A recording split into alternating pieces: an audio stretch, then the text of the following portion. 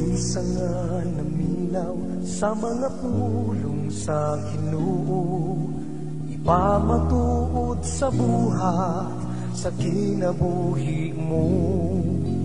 Kaysa makagayud sa usa ka taong maanlamon, nga nakatukod sa iyang balay sa usa ka dakong bato, bisan sa kusog nga unos ug walay hunong nga ulan, hangin nga mapusog magpabilin, kini nga dili matarog sa maunta niini ang kalikon sa pagtuo sa kada tao. Pangayo unta kini nga grasya gikan niya.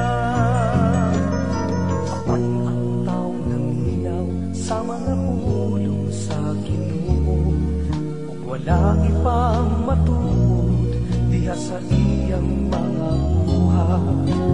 Sama siya sa taong nagtudog balay sa yutang huyang, sa kusog nga ulan pagabanla, sunog sa hangin pagatumpagon.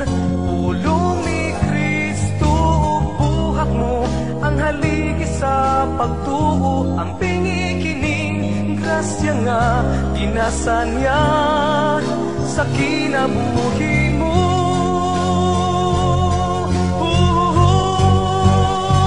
Bisan sa pusog nga unos ug walay hunong nga ulan, hangin nga makusog magpabilin, kini nga dili matarog sa maunta niini ang kalikon sa pagtuo